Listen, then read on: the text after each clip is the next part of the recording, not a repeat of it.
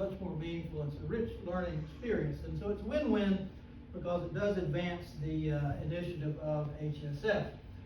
My purpose tonight really is to make sure that the focus is on our students, actually former student and current student. They've been doing the most recent work, but I'll begin just by giving you a little bit of an overview of what we did over the last couple of years, and then again more recently. So that's why we have 2025. I was last out there with a group of students in the fall of this past year. So Beverly, next slide, please. Most of you know, if you're Stantonians, where this sort of evocative log building is, really in the midst of this, I'd say rather exclusive in some regards enclave we know as Gospel Hill. So it's a bit of an anomaly, architecturally speaking, out there on East Beverly Street. Next slide, please. This is what it looks like today. Again, many of you probably are more than familiar with it, and this is what HSF is seeking to secure in terms of its future. When you see it, the first and the first goal, for obvious reasons, is to make sure that this structure, which is quite unique in Stanton, survives in the future and can be there as kind of a living, I would say, exhibit representing African American life. And it is no mistake that this program tonight is certainly appropriate, is in African American History Month. Next slide, please. I worked with many students, and most of them are wonderful. There's an occasional knucklehead or two, but most of them are wonderful. Skylar and Calvin are among the better ones. And the way we operate is I teach a course every fall called Historical Archaeology. This project has become, as I mentioned, our laboratory for training the students. And so here's one of the classes. This was one of the first years that we were out there. So we have, 12, 15 different students each year, plus some volunteers, including local volunteers, some of whom are in the audience. Next slide, please. So what really can archaeology do for this kind of a project, which is really one I think most of us would describe as historical preservation with an architectural focus? Well, next slide, please. Here are the things that we would like to answer. I say all the time, good archaeology begins with good questions, and I want to emphasize here that our process is not one of going out there and sort of randomly searching for stuff. We're not about just finding cool things. What we're about, what drives us, is answering questions that matter. We would not be doing archaeology. In fact, what we were doing would not even be archaeology if we weren't out there with very specific questions in mind that archaeology can help us find the answers to. Such as, how was the space around the house used? It's a fairly sizable lot.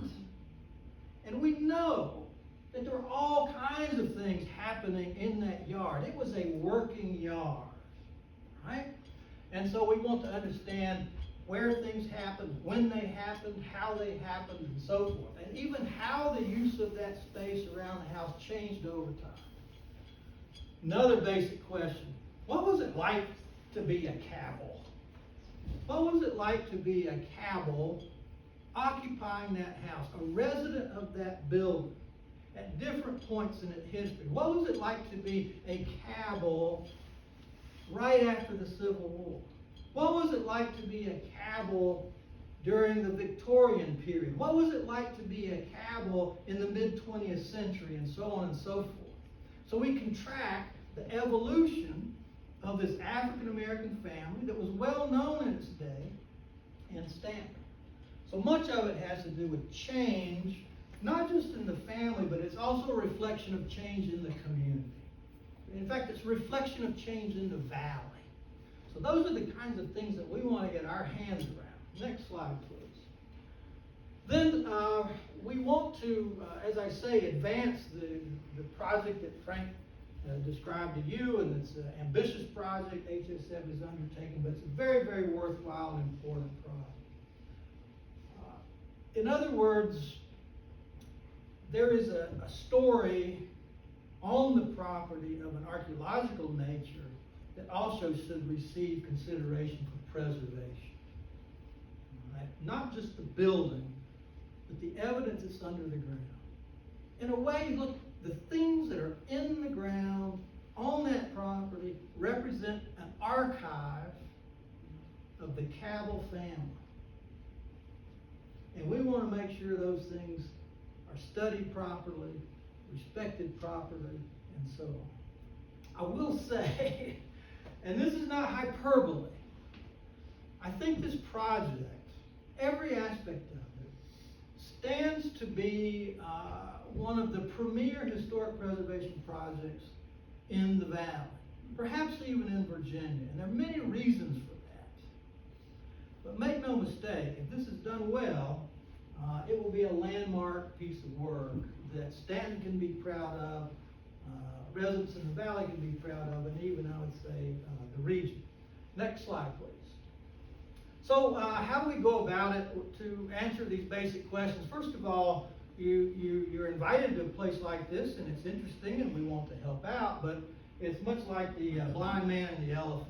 You know, it's like, well, how do we understand anything? Well, the process for getting a sense of it, I mean just an initial sense of what's there, whether there's even anything there worth studying or not, is to do a program of systematic testing. And we do these simple tests we call shovel tests, systematically at a regular interval across the property to get a glimpse of what we might be working with. So next slide, please.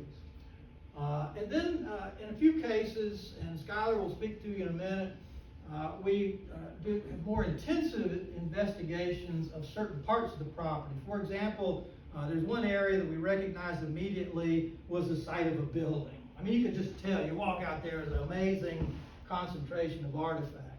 And so we spent extra time working at the site of that building, doing controlled surface collections and things of that sort. Next slide, please. In the end, what we're able to do is document where artifacts of different kinds are concentrated on the property. The distribution of those artifacts in turn gives us a sense of where different buildings were. It gives us a sense of where certain activities occurred and so on. So for example, this is what we call a heat map, and where you see a deep red circle means there's a whole lot of artifacts. And this particular heat map shows the distribution of window glass. Well, today, if you go to the backyard of that property, you see no buildings. The only building that's visible on the site today, in fact, the only building that survives today is the dwelling. Right? It's that main cabin that everybody knows and loves. But the distribution of window glass here indicates to us that, you know what? There probably were other buildings back there with windows. And so, probably one here, probably one there, at least. All right, next slide, please. So this is the kind of way we start to bring the history and the use of the site into focus. Next slide, please. We archaeologists are not concerned only with what's below the ground. We sort of excavate, figuratively speaking, inside archives. We'll go to the courthouse and places like that and ferret around and see what we can locate. Maps are always of value. This is a map from a well-known Jed Hotchkiss make in 1870, and there you see the Cabell cabin out there on East Beverly, near what's now Virginia School for the Deaf and Blind. But what you see only is one building, only a single building and nothing else. Next slide, please.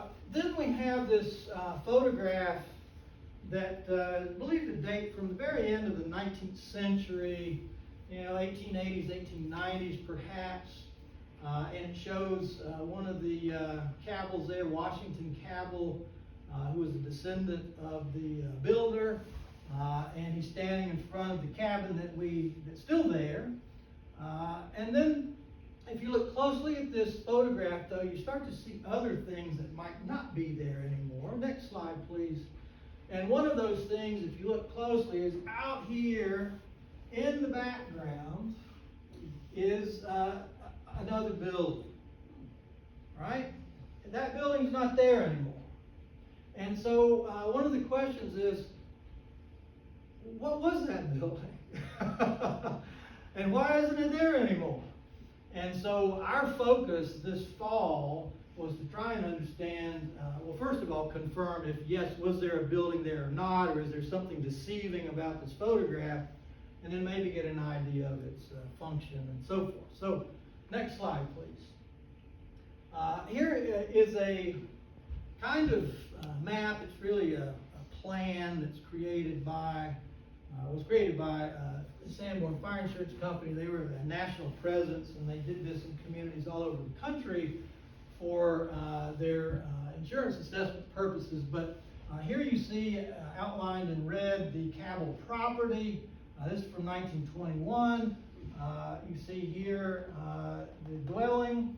The one is one story, and then back here, guess what? You see a second building. This is the building that Schuyler focused on, and you saw on a slide previously. It's no longer standing, but there's evidence of it on the ground and in the ground. What we don't see on this map is a building at the location. We seem to be seeing one in the photograph. So it's a bit of a mystery. We call it the mystery building, and that's been our point of interest in recent time. Next slide, please. Dennis, can I interrupt you real quick? Yeah. I just wanted to explain to people, because it reminded me this week when I was looking at those maps. The 1921 Sanborn map is the first set of maps where the Cabell property shows up, because the insurance company doesn't map parts of the cities that they're not going to insure. And so finally in 1921, they're mapping this part. Yeah. Yeah, you can look at the other parts of Stanton, the heart of Stanton. You'll get Sanborn maps, from the 1890s, for example. But here, that's right. Next slide, please. This fall, the students from my historical archaeology class went out there, and we were fully intent on trying to tell the story or unravel the story of mystery building. We also call it affectionately outbuilding number 2, because it's the second one that we've worked on. So, next slide. This is what I saw before we went out there. And I had seen in this photograph this sort of phantom building in the background. And so my next stop was to go back out to the Cabell property and poke around and see, did we miss anything? And lo and behold, staring us in the face was this collapsed, what appeared to be anyway, a collapsed foundation of a building. Exactly where the one in that photograph would have been. So it's like, aha, maybe we've actually got something to chew on here. So next slide, please. Here's where we went back starting in late September to investigate that spot. And these are the students, just to give you a feel for how we work, rain or shine. Next slide, please. Here a group of them working at the site of that mystery building, recording evidence in the excavation. Next slide, please. And then here again are some of the students, and what they've done, you can see back here, is put in an excavation perpendicular to the orientation of that stone rubble to get a better look at it. Next slide. So this is the evidence that survives of that phantom building. One of the things that's really interesting about it is that this stone alignment, this collapsed stone foundation, is aligned perfectly with the front of the house. They're the same line, okay? So that is one clue that the initial outbuilding was part of a concept, we'll call it. The developers of the property, the original occupants and owners of the Cabell lot, arrived with a vision. This is what we're going to do. And we're going to make sure things are aligned and orderly and so forth. And this is a reflection of that very intentional, very deliberate development of this location. Next slide, please. This is sort of an overhead view of the section we chose for excavation. What we do is we string it up, right, like good archaeologists, so we can control it. But this is before any earth was moved. But you can see the loose stone there. Next slide, please. And then as you get into the ground and you start to expose the stones, what was really great about it is that we were finding, when we moved away the loose stone, we were finding pieces of the stone dry laid masonry still in course, still there, just like it was when it was abandoned. So this was, I would say, the proverbial smoking gun in a sense that verified that our suspicion of a building site was real. Now, what we can begin to do next is we documented the full extent of that rubble, and we get a crude measure of at least one dimension of the structure. It's about 16 feet. About 16 feet it appears to be along the section facing Beverly Street, and of course it would have been the opposing wall as well. Next slide, please. We don't have a good sense yet of the other dimension. We could estimate it, but my suspicion it was exactly the same as the house. Okay, next slide. Then we went back to the location that Schuyler had done a surface documentation of, did a wonderful job of that, but her project the previous year did not involve excavation. So this time we wanted to go in and see what was below the ground, not only on top of the ground in terms of the evidence for the structure. So next slide, please. The location of that building is back here. There's kind of a terraced area, and we just cleared off, and we chose two spots for excavation inside the structure. Next slide, please. This is what that location looks like up close before the excavation. There's even these upright posts that I think were piers that supported that building on the slope to level it effectively. Next slide, please. Here is one of the locations we chose for excavation. One reason we chose it is that you had this pier. It's probably a corner pier, and then aligned with that pier was this sort of, I don't know, vague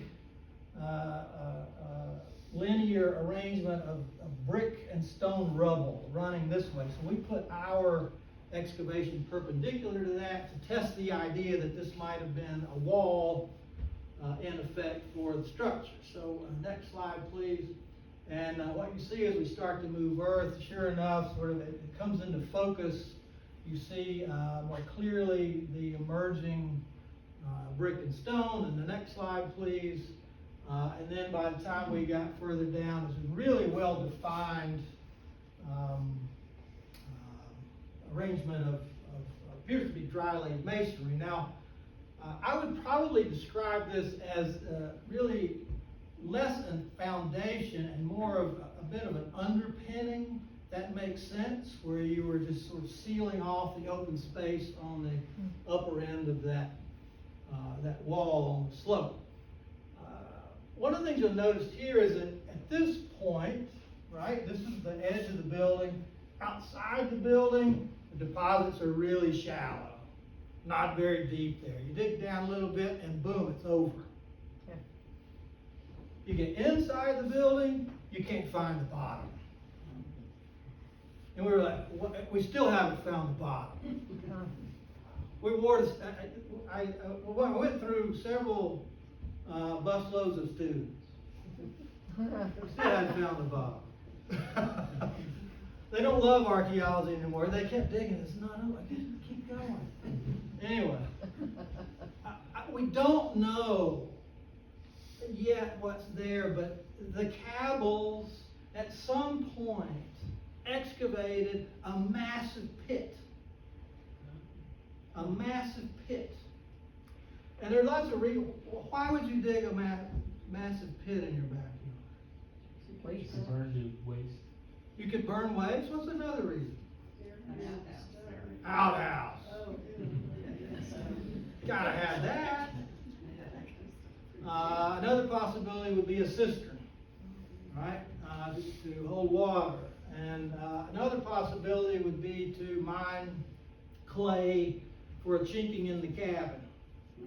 All right? So there's a lot, and that hole could have served several different purposes. But nonetheless, there is a large pit that was situated really beneath the building, so we're assuming the pit came first and then the building was put over it.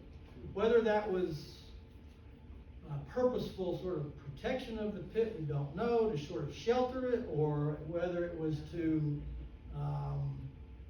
hide it, after it was no longer in use. So we have to, so like in the, somewhere in the early 20th century, this building was built over the pit. Next slide, please. Question on that one. Was the pit backfilled or what It was material? backfilled. It was backfilled. Yeah, it was very clearly backfilled. Yeah, I would assume. Lots of clay and trash. Several of you said, well, the disposal of trash. They were chucking trash in there for sure. How deep did you go? Well, thigh deep. Oh, you stopped way too short. Yeah, you take that up with the students. No, but it is unfinished business, and we want to resolve that. We ran out of semester. Next slide, please. Here's just to give you an idea. It was interesting. Although the deposits on the outside of this sort of underpinning were quite shallow, there's quite a bunch of debris intermingled with it. Here's a great big beef bone. It's been sawn there. If you look closely, this is a ladle. This is an enameled metal ladle, like for dipping water, probably out of whether it was the cistern bucket or what have you. But that's what that is. So this gives you an idea of the richness of the artifacts. Next slide, please. I need to hurry because we want to get these other folks there. Then we put another excavation in, and it was the same thing. Skylar was over there excavating in one of the units. We had other students in the other units, and they're both saying, this thing is bottomless. And at times they would excavate in there, and it was like this nasty clay that was unlike anything we saw that had been thrown into the hole. And then other parts of it had these layers of garbage, we'll call it, disposed debris. One of the fun things was we found a largely intact, ceramic mug in there with that in that great big pit. But there's lots of pottery, there's glass, there's metal, there's brick, and so there was this sort of rapid, purposeful filling of the pit at some point, which I think was marked a change in probably the household. Next slide, please. Then we can talk about that later. Here's that really nasty clay that they used in part to backfill the pit. A lot of times when you do backfill a privy, you use really dense clay to do that and seal it off. Next slide, please. So quickly, we did find a lot of artifacts within these excavations, but they're quite different. So in other words, what we found at outbuilding number 1 was different from outbuilding number 2. And I'll just give you a couple of examples. There's a lot to say, but just quickly give you a sense. First of all, you'll see that at the unit here, the unit number refers to the square that we dug.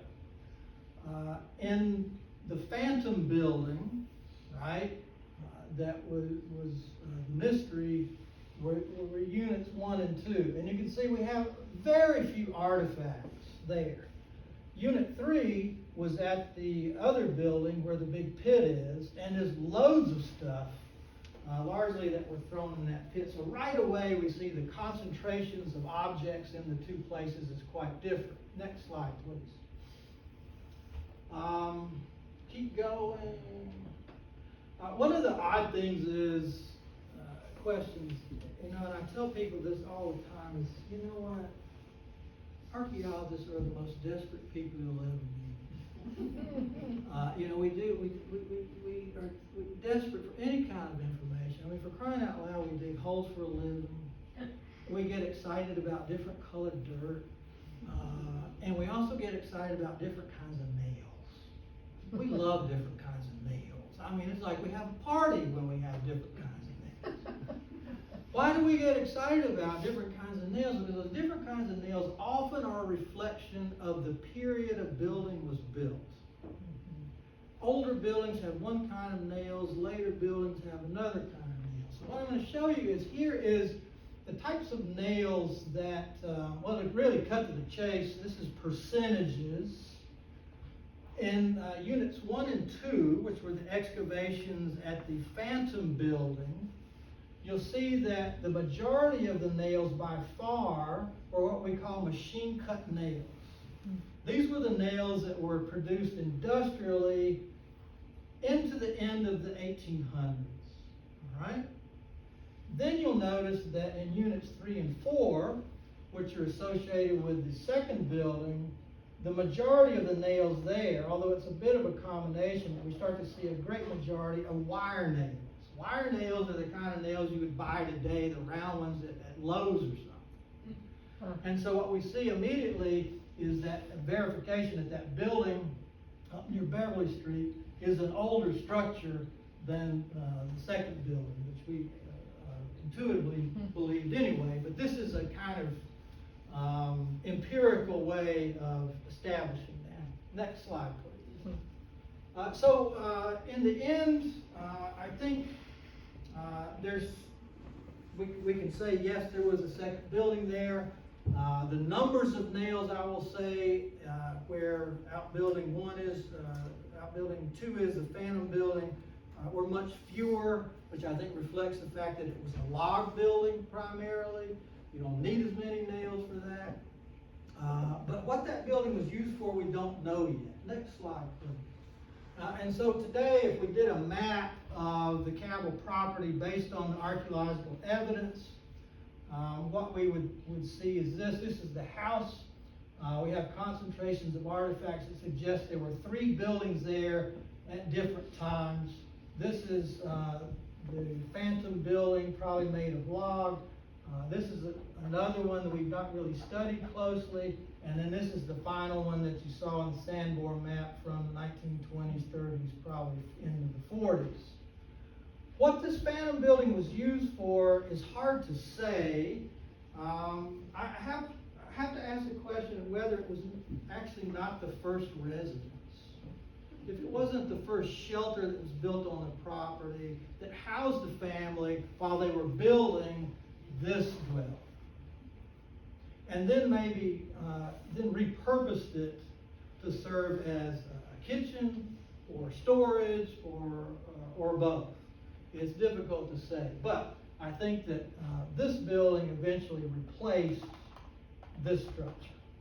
So it's an emerging story that we don't have all the answers to, but that's the kind of progress that we've made so far, and I hope the work will be continuing. So I think now the best thing is to turn this over to Skylar Rogers, who will talk to you about some work that she's done recently at the main dwelling.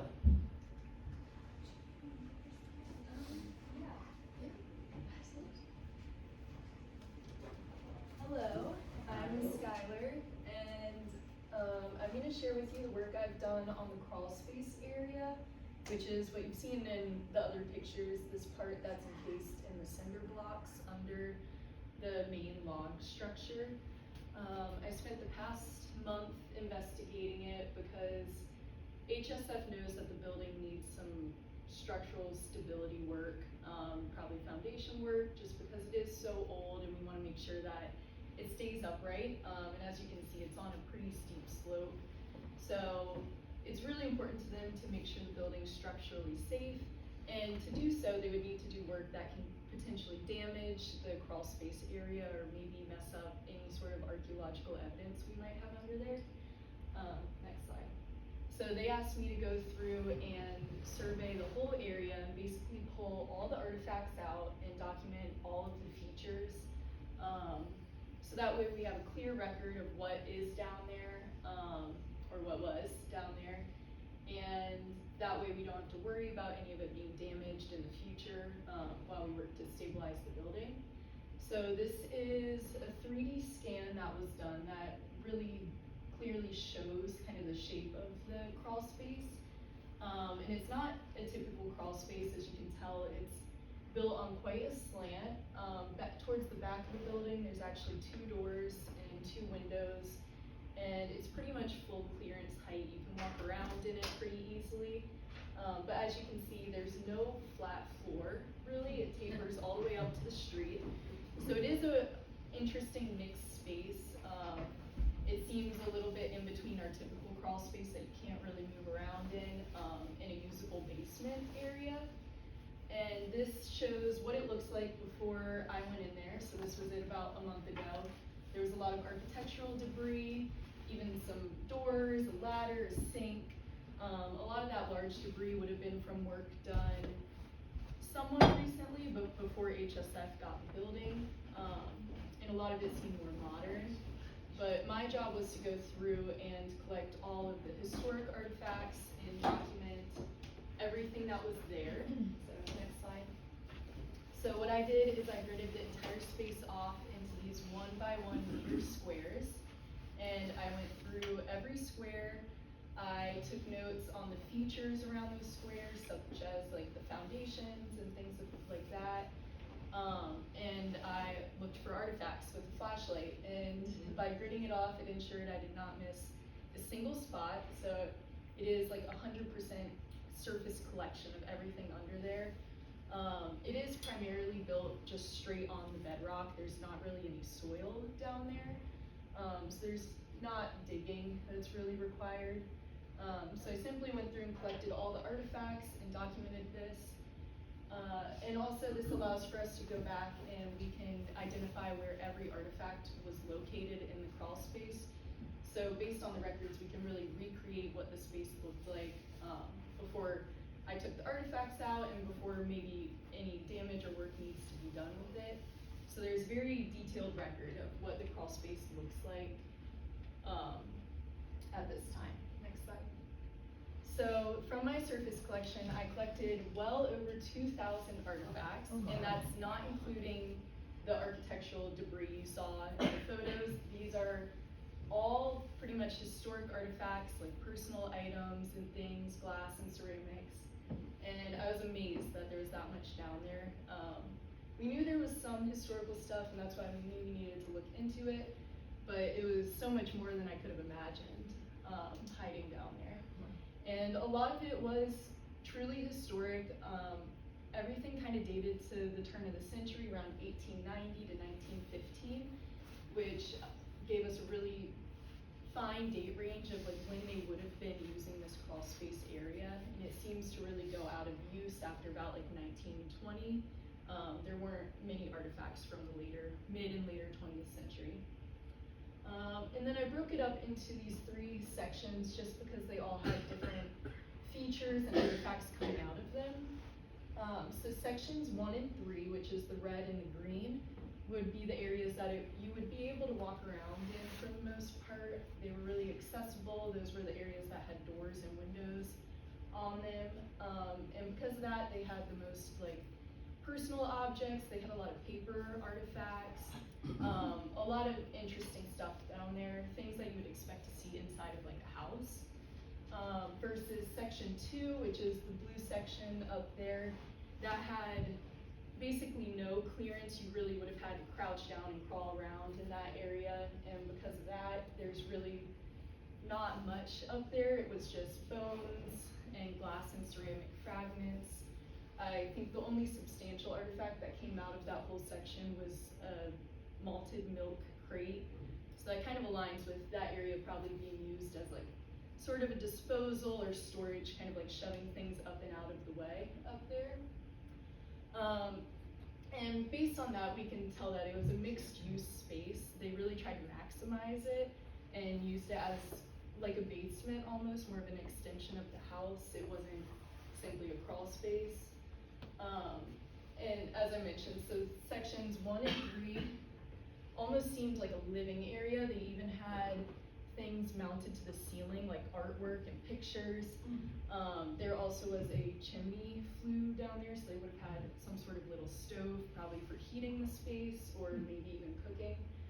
So they seemed to really be maximizing it, even though it was just on the dirt bedrock. There wasn't any true flat flooring down there or anything. So it was really interesting to look at it. Also, the date range of the artifacts that came out of there aligned pretty exactly for when Washington and his family were living in the house, which would have been like the 2nd generation of residents. I created this timeline based on historical documents that tell us when the family members were living in the house, because as you can see, the 1st generation, almost all of Edmund and Evelyn's children moved away around like 1890 or so, and Washington is the only one that stayed. And then it was him, his wife, and their 4 children in the very early 1900s. Next slide. So I'm gonna go through and show you guys some of the most significant artifacts out of the collection. There's really so many. This is just kind of just touching the surface of some of the stuff.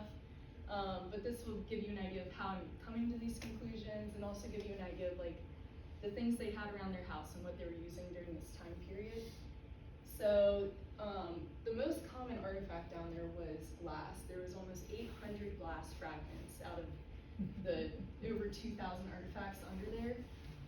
And these 3 were the most identifiable because they were molded with letters on them saying the brand names and stuff. So this would have been the base of a large seltzer water jug, such as these. As you can see a little bit, it says Saratoga, New York, and it would have dated from around 1870. This is very hard to see because of how thin and clear the glass was, but it was a little drug bottle from a local pharmacy. And this is the exact same bottle, actually, that I was able to find online, and it's from the Dr. N. Waite and Brother Druggists, and I did a little bit of research to try to pin it to a time period, and they were located on West Beverly Street in this building today, from 1867 to 1904, and this bottle dates to kind of the beginning of when their business was around 1870s and 80s. So this would have been likely their local pharmacist that they would have gone to and gotten certain drugs given to them in their own branded bottles. And then this is another medicine bottle all the way on the end. It's a little, about this big bromo seltzer bottle. I believe that was the only fully intact bottle that was down there. And because of the way it's made, I was able to date it to specifically between 1908 and 1911. It was a very common medicine, distributed all over the US and I think up until the later 20th century. But it was common during this time, and there's even an ad from 1903 there from an Augusta County newspaper advertising that wise women take it for headaches and nerves. So this medicine would have likely been used by Washington or his wife Emma. Next slide. And as I mentioned, there was a lot of bones under there, which I found to be a little surprising. A lot of them are butchered, which is similar to the one seen earlier in the first outbuilding, I believe. There was 163 animal bones, and we know that they were butchering animals on their property because there's actually a newspaper article that mentions Washington in the early 1900s raising 3 pigs on their property that were over 300 pounds each and butchering them on the property. So they seem to be pretty experienced with raising animals and livestock, and it's likely that they had animals other than pigs on their property. So a lot of these bones could have been the result of them butchering animals on site, so they had a lot of waste. But it still doesn't really make sense that they would have had these all in the crawl space, and they were spread all throughout pretty evenly. It wasn't all deposited in one area. As you can see, they were in 62% of like the squares on the surface, so half the area had these large bones in them. And my theory is that, as you can see in the picture from 1897, they had at least 5 dogs. So I think that a lot of these larger bones would have been chewed on by the dogs and maybe given to them to go under the house with, because it would have been a covered, a good area for the dogs to hang out without getting the house dirty. Or perhaps the dogs would have fetched it from wherever their trash pit was in the yard, because they had such a large yard, it wouldn't have made sense for them to be throwing trash under their house. I'm not an osteologist, but I do have a dog at home, and when she gnaws on large bones, it does look similar to that. And there's a lot of bones in the collection that have scrape marks on them. I can't say that they are dog tooth marks definitively, but that's probably likely where a lot of these larger bones got put down there from. Next slide. And as I mentioned, there was a lot of paper artifacts. We had about 200 paper things come out of there, which with archaeology is really unusual. And I was really lucky that the crawl space was dry enough and didn't have very much dirt, so these paper artifacts didn't deteriorate over time. I believe everything in this photo is over 100 years old. And they were all just sitting on the surface, and they provide a wealth of information. As you can imagine, it's pretty easy to research them because there's words on them compared to a lot of other artifacts that we would typically find in the dirt. Next slide. So one of the first things I found was this high school grammar book from 1880. This, based on the date range of like the early 1880s, this could have belonged to multiple of the children from the first Cabell generation. Several of them would have been high school age around that time. I did just find the covers and a little piece of the spine. I didn't find any of the interior pages. But this was likely used by the first generation and then kind of passed down maybe for the next generation to use. Next slide. And then I also found a third grader's classics book compilation. And this book was given to students across Virginia as like a school provided book. This was published around 1907, and that date aligns with about when Emma and Mary, which are Washington's twin daughters, would have been in 3rd grade. So it was likely their book. Right off the bat, I was able to tell that. Next slide. But I didn't realize until I brought it in and cleaned it up in the lab and was flipping through the pages. It actually says on the front pages, WJH, written in pencil, which would have been Washington's initials with Cabell cut off because the page is ripped. And then right behind it, it says Emma also. So it was very clearly Emma's book, potentially Mary's as well. And it's amazing that the pages stayed in good enough condition for their names to be saved, and also enough for me to be able to flip through and identify the book and see these as well. Next. And I think the most amazing thing that came out of there was this notebook kept by the Cabells of all of their expenses for over a year, from March 1899 to April 1900. There was, I think, a little over 20 pages I found just stacked together. They weren't bound and there was no covers around, but they still were stacked in order, miraculously, sitting on the surface, and it gives us a detailed record of everything they bought for over a year. There's not a single date missing. Luckily, the Augusta County Historical Society was able to clean it up, and they scanned it, so we have a digitized record of it. Because it does need someone to properly go through and transcribe everything. Unfortunately, I didn't have the time to read through it because it's about 40 of these pages. There's just so much. And as you can see, like this is from June 1899. They have the dates on the left-hand column, and then they write what they bought, how many cents it was, and then the total price on the right-hand columns. Luckily, the majority of the pages are still intact, and we're able to tell from this, I mean, like what we were discussing before, this is exactly what we're hoping to understand about the family. This literally tells us like a day in the life, exactly what day, what they were going to buy at the store, how much of something they bought in a month, getting to understand specifically what they were eating, what they were spending their money on. I mean, it tells us, just from flipping through it, like I saw they only bought meat maybe 3 or 4 times in that year. So it tells us a lot of their meat, they were still probably farming and like processing at home, they were buying it from the store. Versus every once in a while they bought a pie, but I never saw them buy bread. So it's interesting to get an idea of how much they were buying at the stores versus still making at home. This time period is kind of a transition time because at this point the railroads had come through the valley and a lot of things would have been easy to get at the store likely at this point. But clearly we know they're still raising animals in their backyards, so it's still a little bit of like a typical homestead lifestyle.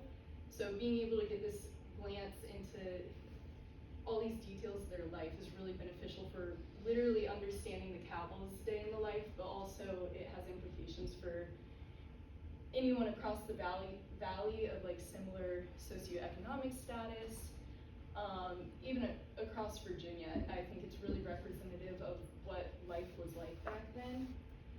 And also there's entries that give us a look into their social life, such as paying lodge dues, which is here.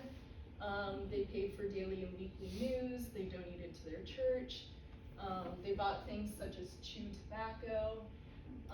There's all sorts of entries that are also beneficial for just understanding their way of life and like the few things they wanted to splurge on.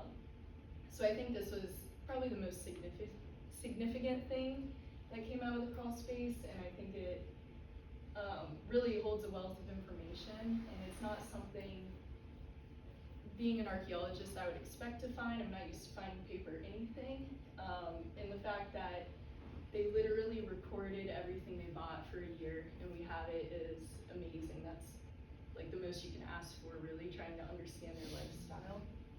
Skylar? Yeah. Sorry to interrupt you. I found doing newspaper research that Washington and his brother were both prominent members in the Masonic Lodge. Okay. Yeah. Yeah, so that They are tells you. mentioned in the paper. I was curious, I figured it wouldn't be hard to figure out what lodge they were a part of. So yeah, it's really helpful because it can help us piece together other documentary evidence too. Yeah. Alright, next slide. And then ceramics, there was only 86 ceramic pieces down there, which out of over 2,000 artifacts isn't that much. Typically we see more ceramics at a site because that's what survives in the ground. But there were a few identifiable styles, such as all of these are a Bristol glaze and Albany slip glazed ceramic. The top 2 would have been part of a jug, such as this. That would have been common around the turn of the century, which is what we're seeing with all the other artifacts. This one actually is from Stanton. It's a whiskey jug from James Clark Distilling Company, so it could have been something just like that.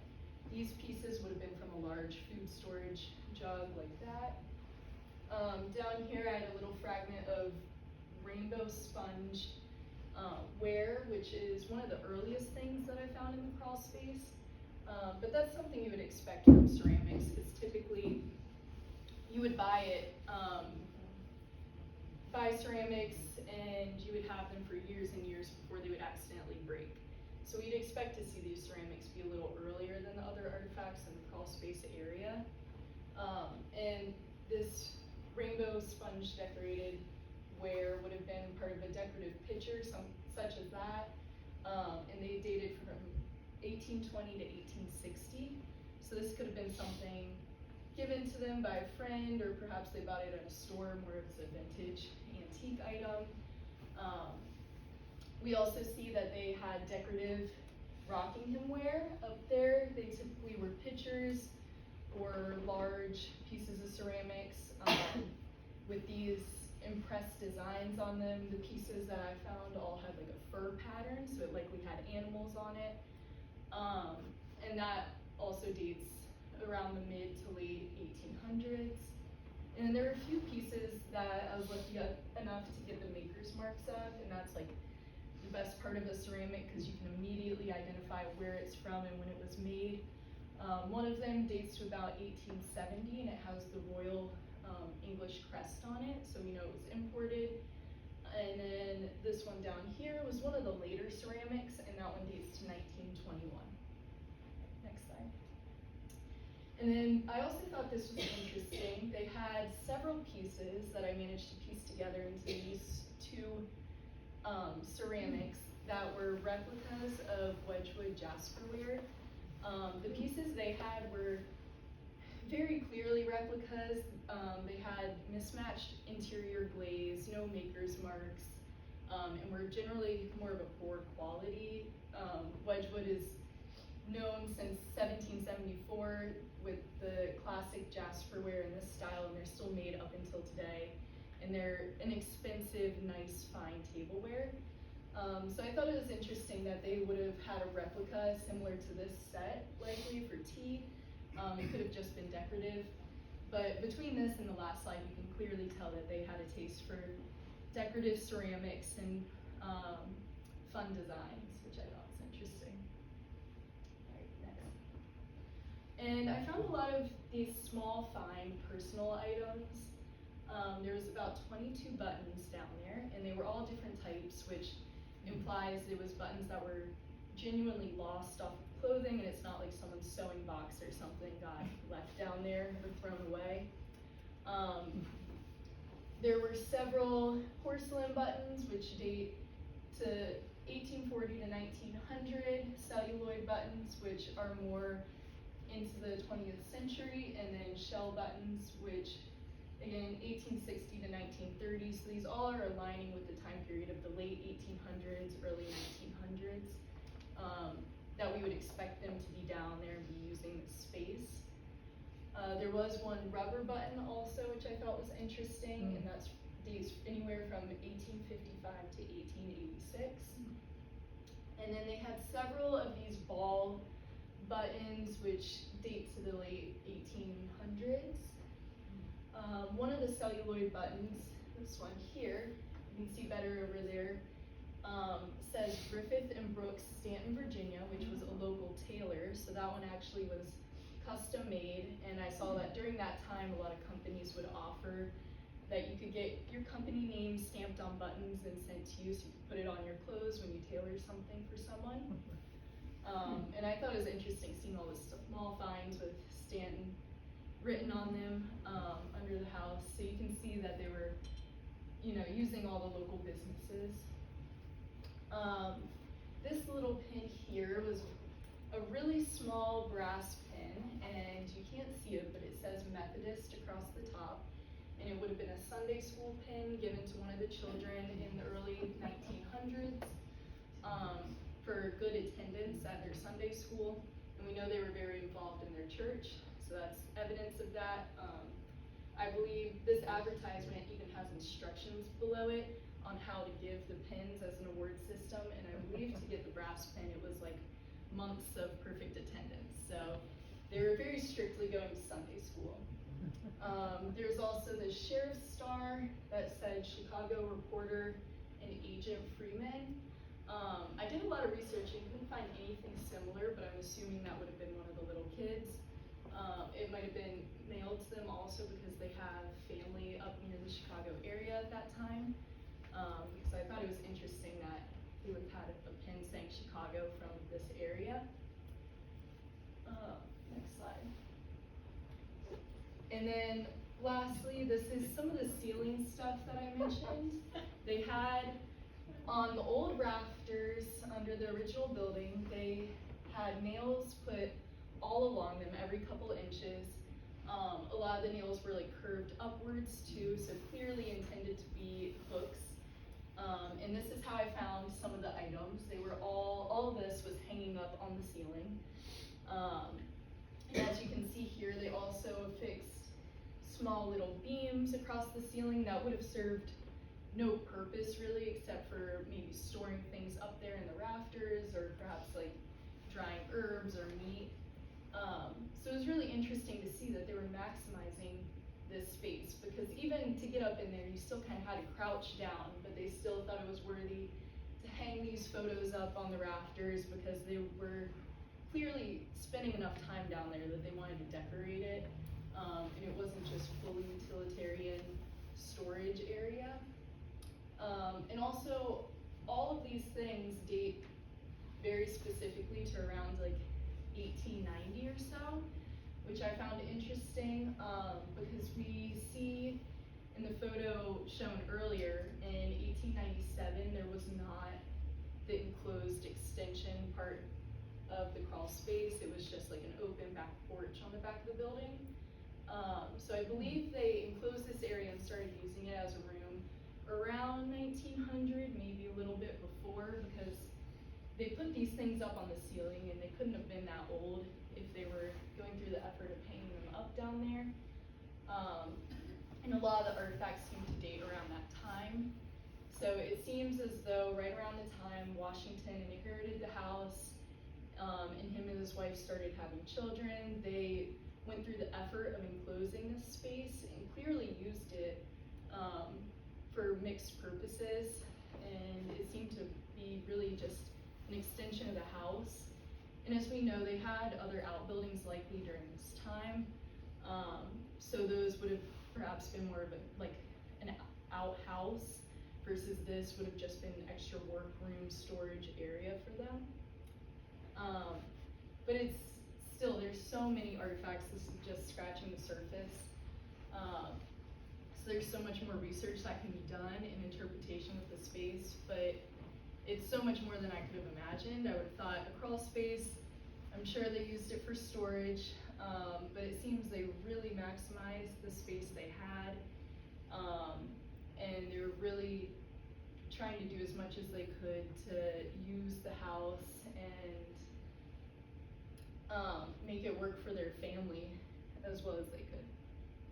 Right, I think that's it. Yeah. Cool. Yay.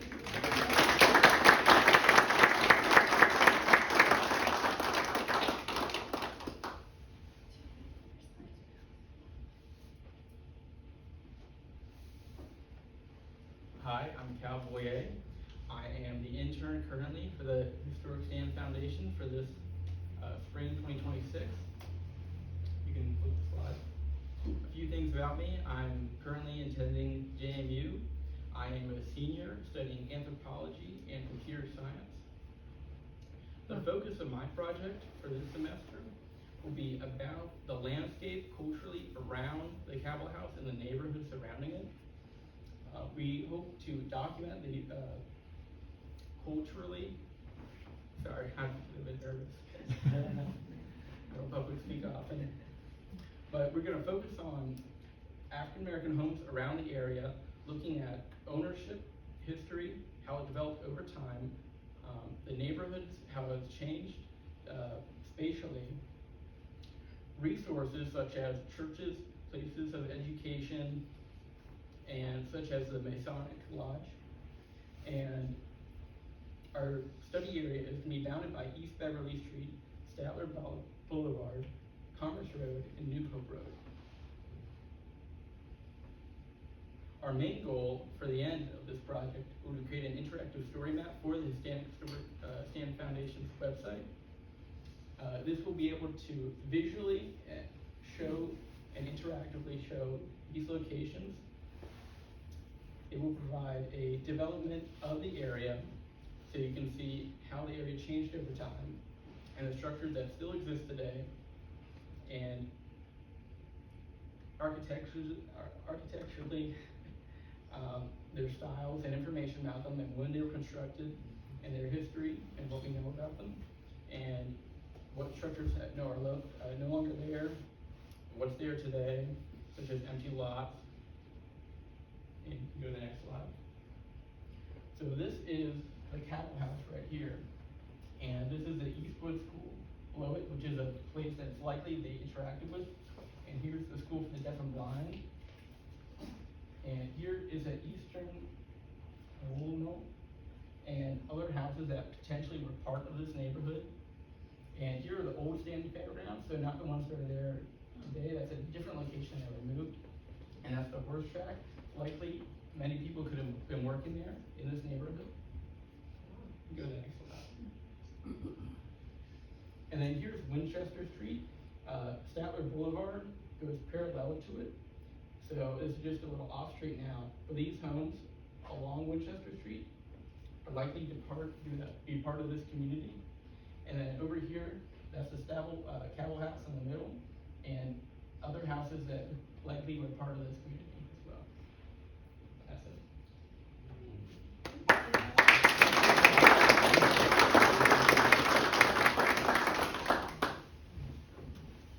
So as you can see, it's not as simple as there's just a little log house off the embankment off of East Beverly Street. It tells us a much larger story about Stanton, about people who were freed after the Civil War, how their family evolves, how they interact with the community, commerce, all sorts of fun things. So the research can just be endless on this project. It's amazing. Yep. Can I ask a brief general question for the students? Oh, please. When you have an object that has something on it, how do you search? Before and after AI. I mean, what did you used to do and now what do you do? In other words, both of you dug in the history of things, whether objects or photographs or whatever. Just, can you give us a quick summary of how you investigate? I actually found, especially with this project, it was easiest for me to identify things, just through Google, and a lot of the things I actually found on eBay, like people selling them, especially because the things I was looking at are not too old, such as the books I found, people would be selling pretty like pristine copies that they just found in their attics. So that was really helpful for me to be able to identify things and get dates on things. And it's useful because not a lot of artifacts would necessarily be written about in more of an official sense, so it's helpful to have all the resources on Google to just kind of scroll through Google Images and try to find similar items. Also, I don't really, I guess, use AI that much with my search, but I do use the Google image search sometimes where I'm able to take a picture of something, and that can help when I really have no idea of what I'm looking at, and it can kind of give me a little bit of a sense of what an item might be to give me somewhere to start off with my research. But it's a lot of hours of just scrolling on Google on my phone. Calvin and I discovered yesterday that we had not done enough research before we went to the courthouse, and we spent about an hour and a half researching our own property. I came back to work and I'm like, duh. So it still comes down to, you still got to go to the courthouse. You're flipping through deeds and things. That's where the information is. You go to where the information is. So for my experience with AI, which I haven't used it that much, is that you could just sit there and keep prompting it and getting answers and answers that don't lead you anywhere. It's not there except using a whole lot of energy and water. I have a question. Yeah. What do we know about the Cabell family tree? Actually, I think we know quite a bit. I don't have it in my head. But our previous program, there is a video on our website, and it walks you through much of that. And that's some other information we need to start putting on our website. We've got family tree down, except for knowing exactly where they came from. So their name is Cabell, and if they were emancipated slaves? Yes, emancipated slaves, and there is evidence that shows us it is not definitive. You have to be very careful of things like this, but it is not definitive. But more than likely, they came from the Cabell family that is on the other side of the mountain, who are very, very wealthy. They're well known. Their names are on buildings at UVA, and they had large plantations, and these folks probably came just outside of Lynchburg, and then end up over in the valley. How much help have you gotten? It's not digging in the dirt. dirt, but there's still people who were related to people that lived in the Cabell House, and you've got people that, like, where Rayburn is, and the Sprouts and all those people. Have they been very helpful or not? We haven't even gotten that far yet. I just Yeah. know on Winchester Avenue, which got changed when they built Statler Boulevard. Right. They tore down a lot, but there's one house that a man still lives in, and his grandmother. Yeah, yeah, I think it's very important for us to get to that point. We're just starting, Calvin's work's just the beginning of that section of things. It is exciting. It's also, we haven't looked into things like when they put through Statler Boulevard, that was at a time period, there should have been archaeological work done. So, are there records at the state level in the from the archaeological work, does it service collection and the test pits, whatever, when they put in the highway, is there something there that will tell us more? So, again, this could go on and on and on. Which is fun. This is a great project. It's a lot of fun. I can attest to what Skylar's talking about with the house being on a slope. I've been in the crawl space when Skylar was done. I made a mess of some things, but I've got to figure out what's going on with the foundation of this house because we have to stabilize it. So we had removed a 4-foot section of floor inside, and I got down in there with a shovel and a broom and just started working on it because I've got to figure out, is this thing sitting on bedrock? And how is it that we're going to meet the modern building code, which says that I have to dig down 30 inches for a footer? Well, I can't dig down 30 inches for a footer, it's solid rock. So I'm as if those of you were at our annual meeting, I said I'm going to be meeting the building official out there, and we're going to discuss what do I do next.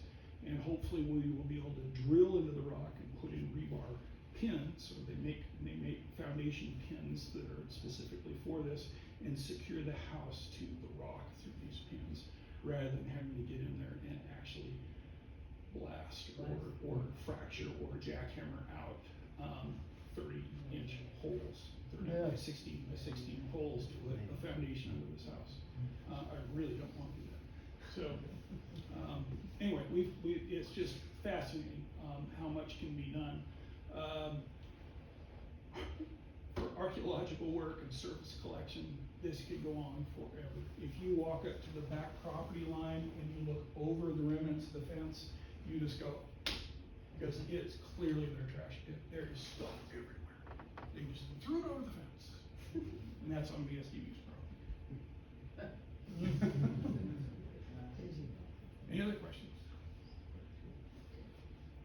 Just the timing, we walk by the Cabell House many days, each week almost, and it just seems so precarious, especially when I look at the roof even, this way back roof on the structure. Right.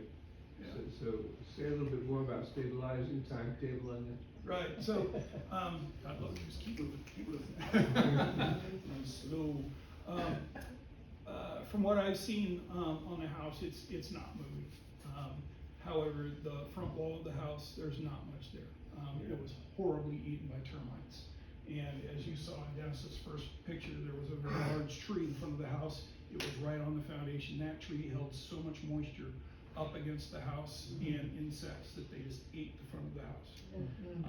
And so part of our work has been, and in fact, while they were doing archaeology work, I was using the axe to chop the stump out. And I chopped that thing down as far as I possibly could to get that cleared out of the way, to get to the underpinning, figure out what is the level of the foundation, because you couldn't even tell where's the first log, the sill log. You couldn't figure out. Now I know where the first sill log was, but it was well under, this far down underneath the soil. So we had to get down there, and then we've got to get water away from the building. So a lot of what we've been doing right now, as part of stabilization, is being able to channel water away from the building. At one point when I was chopping the stump, I literally could put my finger in rotten wood under the stump and water would shoot out of it. Oh boy. So I was like, ooh, I hope we're not sitting on a spring here. So, there's a lot of work to do. So our next steps is just to try to stabilize. One of the things I want to do is I think we're going to have to build a wall inside the house, probably 4 or 5 feet in, and support the floor rafters from the second floor. That also requires foundation work and just build a modern wall in there and support the rest of the structure and then take the front wall off. And then we will begin replacing logs one by one from the bottom up, not from the top down. So we have to support everything up here and then remove. So that's all being planned out right now. So yes, the building sways, and in all the historic photographs, it sways. So, you know, in your decision making, it's like, are we really gonna jack this thing up straight? Was it ever straight? You don't wanna make something that never was. So there's some decision making there. But I feel fairly confident right now that the house isn't going anywhere. The roof only leaks in a couple little places, and the good thing about it, you know, it looks like it would be pouring through, it really doesn't. It's really the flashing around the chimney that leaks. The rest of it's pretty solid. And then where a sewer pipe or a vent pipe goes up through the old kitchen, it leaks there. But the nice thing about a frame house or a log house like this, or any frame house that doesn't have insulation, hasn't been sealed shut, that wood dries back out once it gets wet. So that's why older buildings stay around for so long, because they leak air and they dry out eventually. When was the home last occupied, and were there ever public utilities to the house? Oh, yeah. In fact, gas hot water heater, there was plumbing, there's still bathtub and sink and everything in there. But it does not have water or gas or anything to it now. And let's see, the members of the Tate family were living there in 1987. Yeah, about 87. Wow. And that's when Historic Stanton first bought the house, and then sold it again. We bought it to save it. Back then, it was sold courthouse steps at an auction, and some of our board members got together and raised $14,000 or something, and bought the house then, and put an easement on it. The Tate family bought it. They made repairs and things to the house that satisfied the easement, and they held on to it until about 3 years ago. More questions? All right. Thank you. Thank you.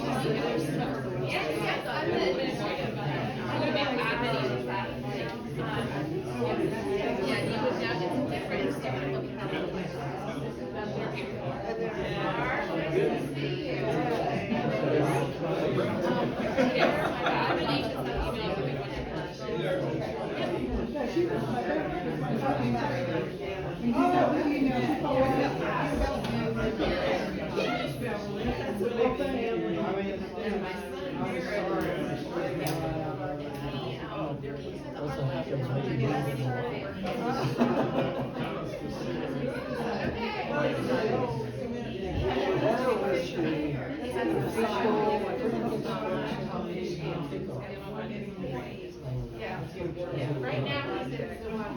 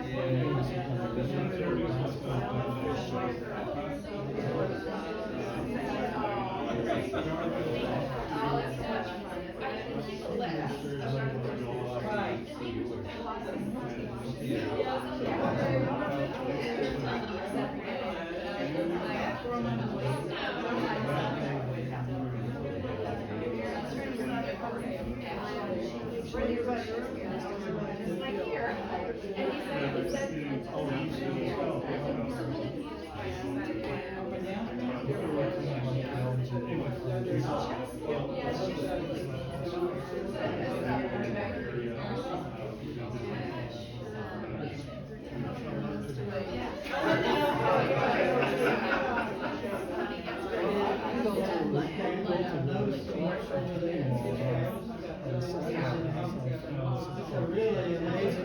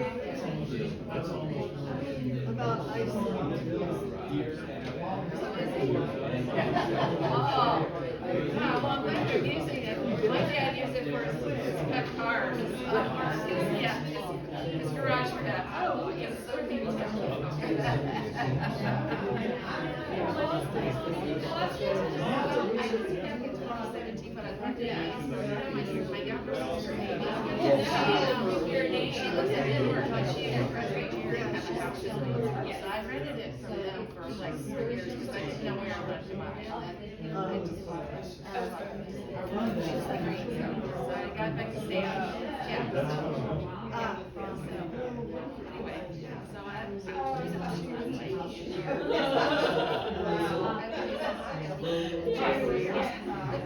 I was the last year. Yeah, I was maybe she's there for Charlie and Jerry. Jerry just had Jesus history class at the same time. And, yeah, he was a pool guy, yeah. Yeah.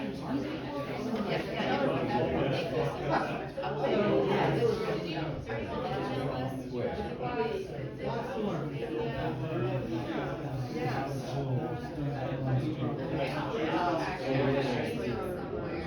I'll make sure you're on the e-blast list. We searched our database recently and I realized that people are gone. Yeah.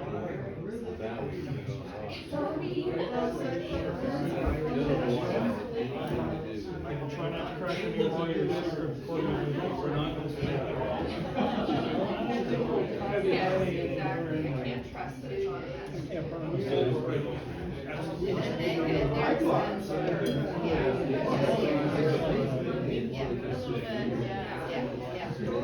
Thank you.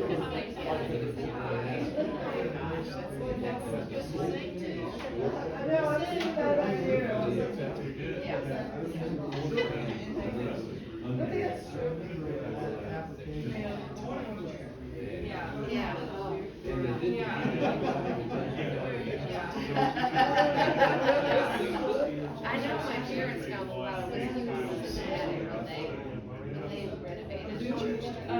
Yeah, because I think there was a liquor merchant that lived there before it was a Baptist. Parsonage, it was a parsonage for the Baptist church. Yeah, because,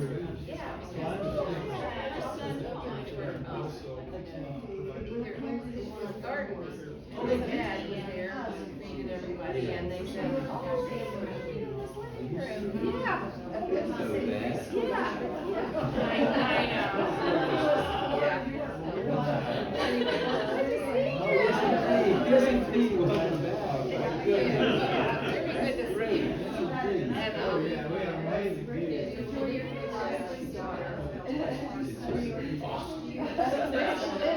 She's in Springfield, DC, doing the business, not too far away. In the state.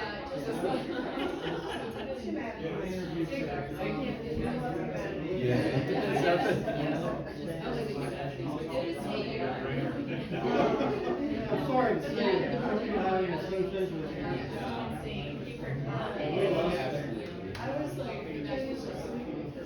Where are you from?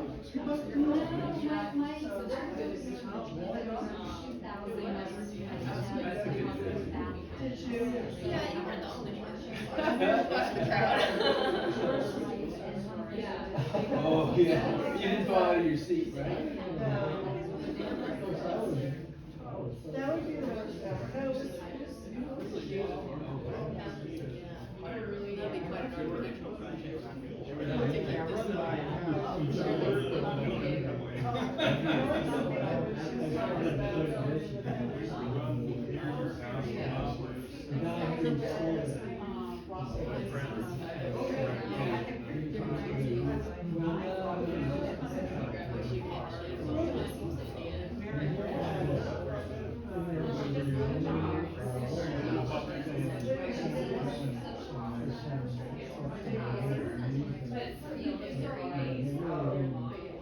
Oh, yeah.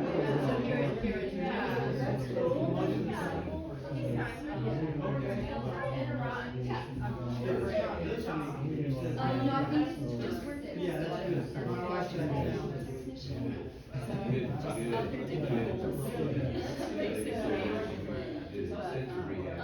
Yeah, it's really but they work on sites all the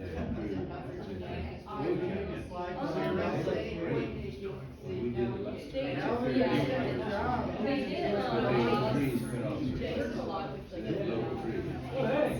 So it's a mix of Yes. There's, from our land, we have, That's practical in many cases. Yeah, you hate to see it.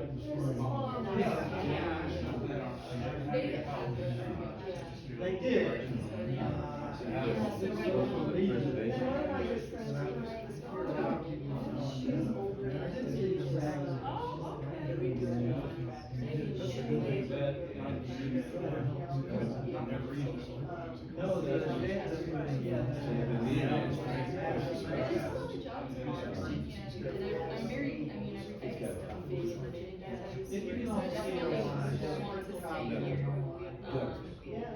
That's where the mall.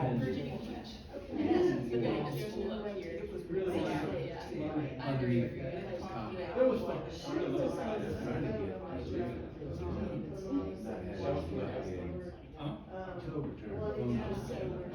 got a little bit of an issue. They had some. With my mind,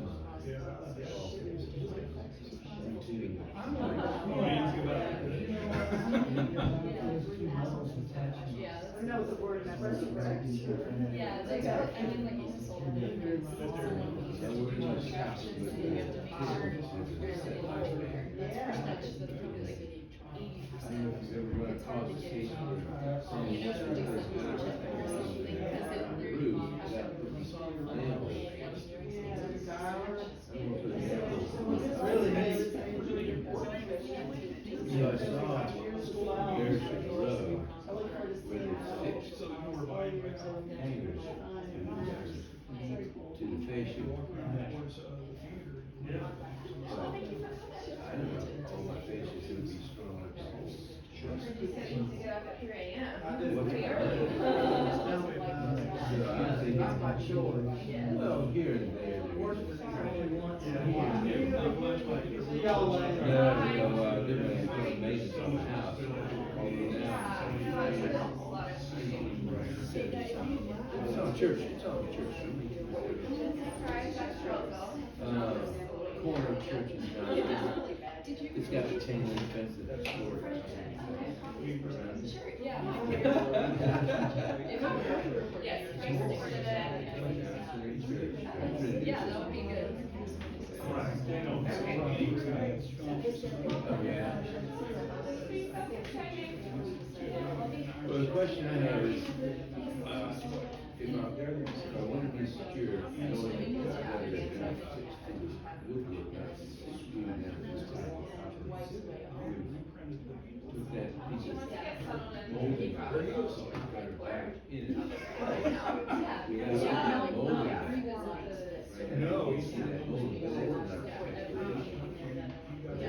Rebuild all that molding, get rid of the expensive. Case like that. Yeah, it is on my mind. Yeah, but I just wonder what the Preservation Commission would say or think if the picture of the architectural feature is removed and let it put back up. Because I think the main issue with all of this is preservation.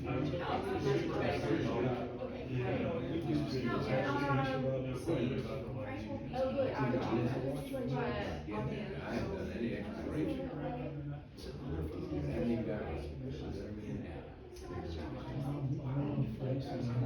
Yeah. Well, what it used to be, it's there. The trim is there. The question is degree.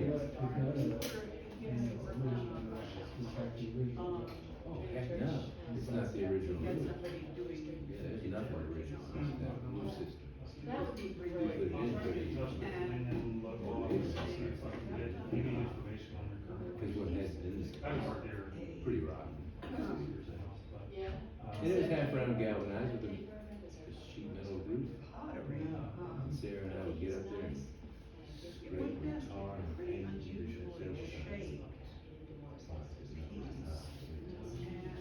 several times. But I don't know what a roof would have been originally, maybe in the 70s. They had metal roofs. Yeah. So what we took off. Should have been too much shape. But a shaped roof would have underneath it solid. Yeah, I'm gonna go home. And you're welcome to. I know, man, this is busy. I mean, we could be. Yeah. I'm still glad you guys got it. Well, whatever it was originally, it is what it is now. You have to watch out, you will look to, you know, Yeah, there's some model. There is some contact with the hanger that holds the gutter.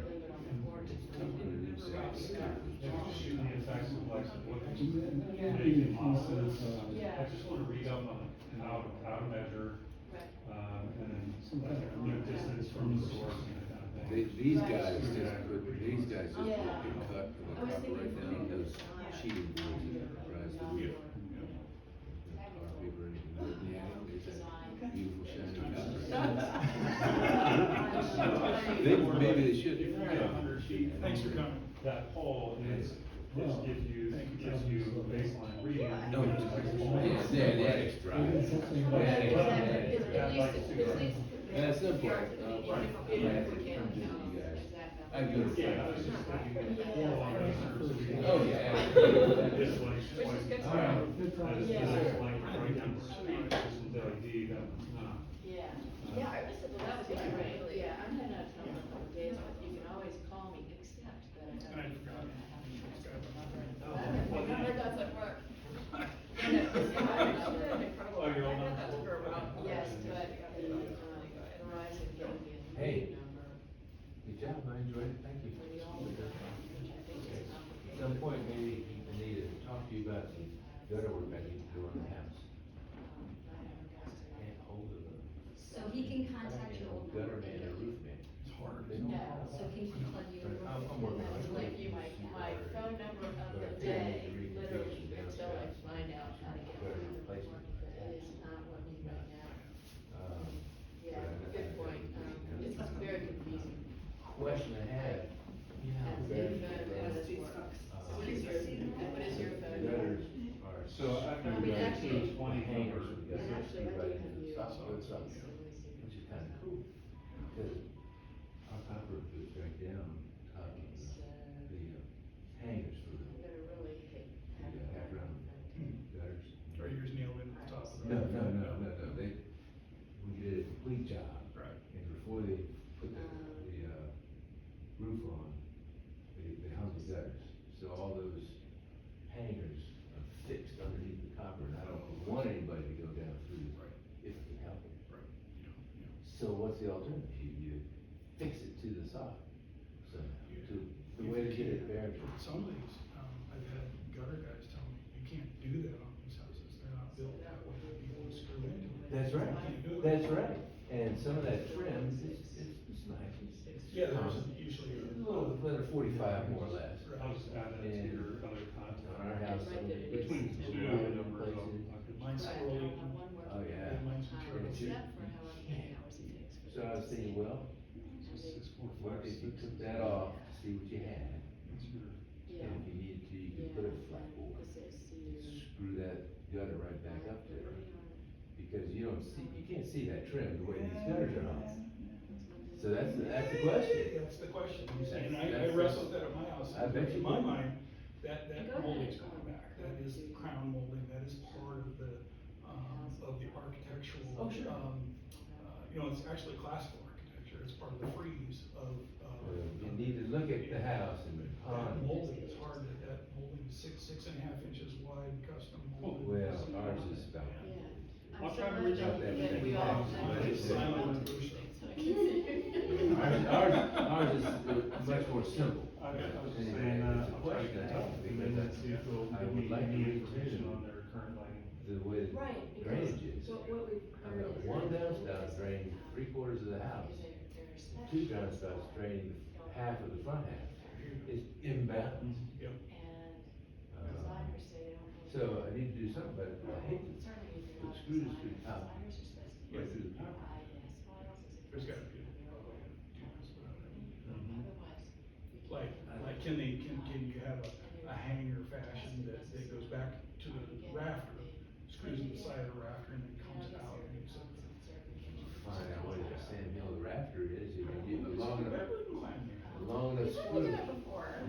A long enough screw will go anywhere you need it to. Right. Yeah, obviously buying. Well, Frank's going to Chicago to visit his son this weekend. Getting on the train? No, but we're. Dimensions that yours Okay. asked, because I was responsible Trains for silver lighting. Yes, it is. And We've done the that. vendor will share spec sheets. And then you never know when you're gonna get there. And it would. Yeah. Because, okay, well, for this particular light, For a cold train. Or- it's right, that's not lumens.